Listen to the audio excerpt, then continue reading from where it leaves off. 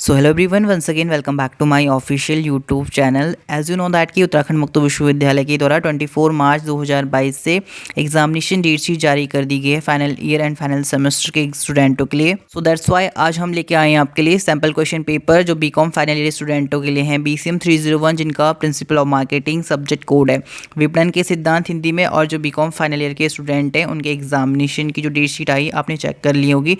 तो उसके रिलेटेड में मैं आज सैम्पल पेपर आप सभी लोगों के समक्ष डिस्कस करने वाला हूं। सो इस सैंपल के माध्यम से आपको क्वेश्चन पेपर किस तरीके का आ रहा है और किस तरीके से आपको आंसर रिटर्न करना है, तो उसके समक्ष में को थोड़ी बहुत नॉलेज, थोड़ा बहुत कॉन्सेप्ट आपका क्लियर हो जाएगा। एंड वीडियो स्टार्ट करने से पहले मेरी आप सभी लोगों से एक रिक्वेस्ट है, अगर आप इस यूट्यूब चैनल पर नए हैं तो प्लीज़ सब्सक्राइब बटन को प्रेस कर दें, साथ में पास में नोटिफिकेशन बेल आइकन को हिट कर दें। चलिए स्टार्ट करते हैं वीडियो।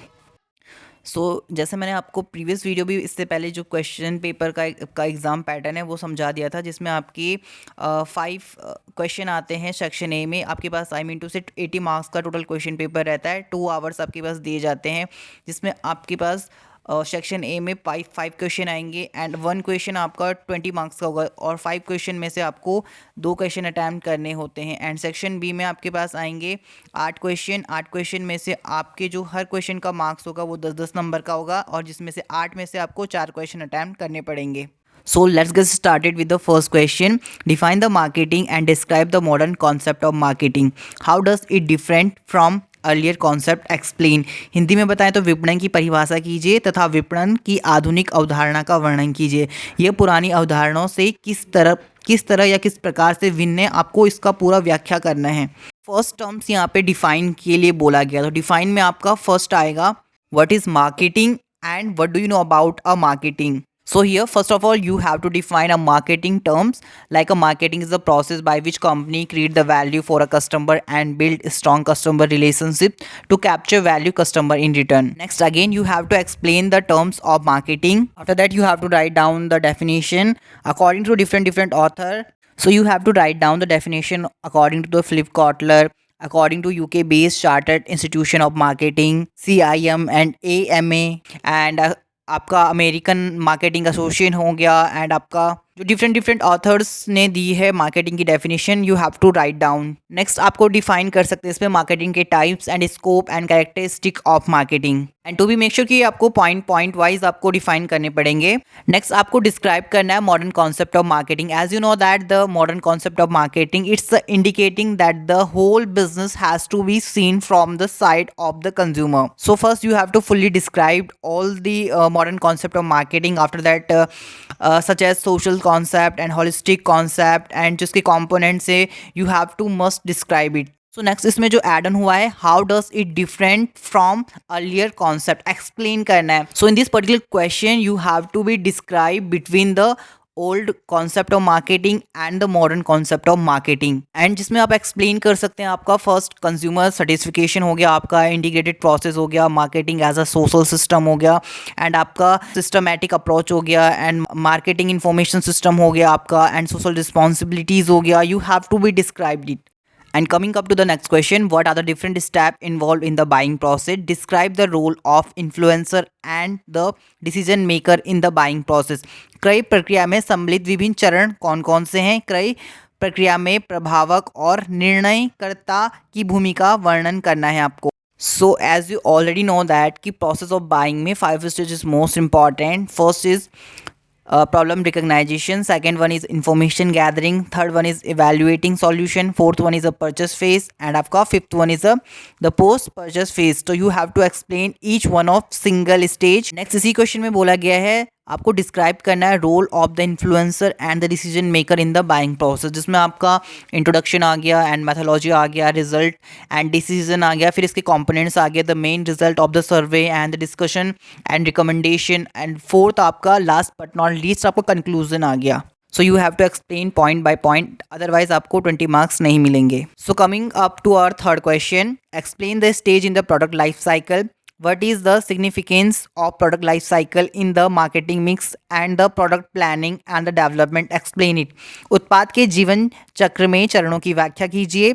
उत्पाद के जीवन चक्र का विपणन, मिश्रण और उत्पाद योजना तथा विकास का क्या महत्व है, आपको इसे एक्सप्लेन करना है। इस क्वेश्चन में आपको ध्यान ही देना है, यहाँ पर बताया गया है आपको पीएलसी के स्टेज को एक्सप्लेन करना है, ना कि आपको पीएलसी को एक्सप्लेन करना है। जो बीकॉम फाइनल ईयर के स्टूडेंट है उत्तराखंड मुक्त विश्वविद्यालय में, टू बी मेक श्योर कि पीएलसी से आपका क्वेश्चन आता ही आता है, चाहे वो आपका लॉन्ग टर्म में हो या शॉर्ट टर्म में हो।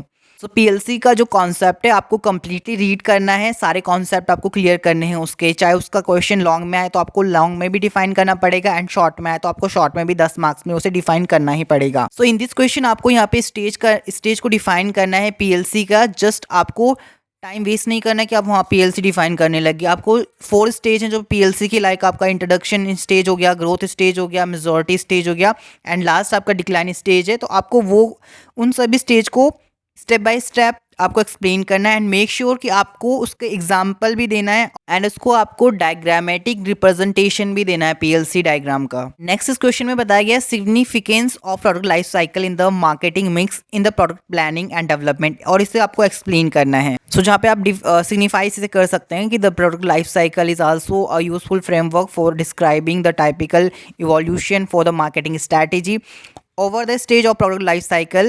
This will help in the taking sound marketing decision at a different stage of the product life cycle also. And after a product has been developed, it is launched in the market with the help of various promotional devices such as advertising, sales promotion, publicity and the personal selling. In other words, product development must be followed by the successful introduction of the product in the market. For this, planning for introduction of the product start during the process of product development itself. And as you know very well, every firm makes sale projection during introduction, growth and majority stage of the product life cycle. So coming up to our question number 4, what do you mean by channel of distribution? Describe the main channel of distribution and the middleman used in a modern business world. वितरण माध्यम से आपका क्या आशय है और आधुनिक व्यावसायिक जगत में अपनाए जाने वाले प्रमुख वितरण माध्यमों एवं मध्यस्थों का वर्णन कीजिए। So first of all in this question you have to explain what do you mean by channel distribution. तो आपको इसमें मीनिंग डिफाइन करना पड़ेगा। Such as a business channel is a chain of businesses or intermediaries through which a goods and services pass until it the reach the final buyer or the end consumer.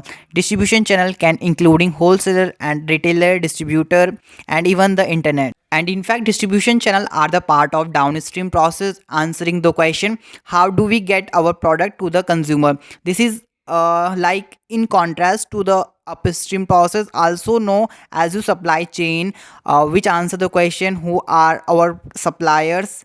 So in this way you have to explain channel of distribution, and next you have to explain understanding distribution channel such as direct and indirect channel, type of distribution channel also. So coming up to question number 5, what is the advertising appeal and what are the various type of advertising appeals? Describe the factor that affect the advertising appeal. विज्ञापन appeal क्या है? विज्ञापन अपीलों के विभिन्न प्रकार कौन कौन से हैं? विज्ञापन अपील को प्रभावित करने वाले घटकों का वर्णन कीजिए। So in the question number 5, first you have to explain what is the meaning of advertising appeal. Like advertising appeal aim to influencing the way consumers view themselves and how buying certain product can prove to be beneficial for them, and the message conveyed through advertising appeal influencing the purchasing decision of consumer. And do you know that advertising appeal are designed in the way so as to create a positive image of the individual who use certain products? And after this question you have to explain all type of advertising appeal such as rational appeal, emotional appeal, humor appeal, fear appeal and guilt appeal. So जो आपको लगते हैं that is advertising appeal, you have to write down your answer sheet. So coming up to the section B portion, जहाँ पे आपको 8 question देखने को मिलेंगे। Relevance and importance of marketing management in developing country, विकासशील देशों में विपणन प्रबंधन का औचित्य एवं महत्व आपको समझाना है। Next one is a principle to be followed while building a structure of marketing organisation, विपणन संगठन संरचना का निर्माण करते समय अपनाए जाने वाले सिद्धांत आपको राइट डाउन करने हैं। नेक्स्ट आपका क्वेश्चन नंबर 3 बताया गया है, differentiate between the product diversification and the market segmentation, यानी उत्पाद विविधीकरण एवं बाजार विभक्तीकरण में आपको अंतर बताना है। नेक्स्ट आपका फोर्थ क्वेश्चन है, techniques use in a sale forecasting के लिए कौन कौन सी टेक्निक्स यूज की जाती हैं उसके बारे में आपको बताना पड़ेगा। Opportunity and threat before the organised Indian retail sector, Bharat में संगठित फुटकर क्षेत्र के समक्ष अवसर व चुनौतियां आपको नेक्स्ट एक्सप्लेनेशन के साथ बतानी है। नेक्स्ट आपको क्वेश्चन नंबर 6 है, procedure follow for determining price of a product, किसी उत्पाद का मूल्य निर्धारित करने वाली अपनाई जाने वाली कार्यविधि को आपको एक्सप्लेन करना है। नेक्स्ट आपका various step to be taken for promotion of sales in a big business concern, एक बड़े व्यवसायिक गृह के विक्रय संवर्धन के लिए उठाए जाने वाले कदम आपको यहाँ पे आंसर करना है। Need the important of international marketing, अंतर्राष्ट्रीय विपणन की आवश्यकता एवं महत्व को आपको यहाँ पे समझाना है। तो ये कुछ इंपॉर्टेंट क्वेश्चन है जो 2020 में आए थे। ये 2020 का क्वेश्चन पेपर है जो कि बीकॉम फाइनल ईयर स्टूडेंटों के लिए है।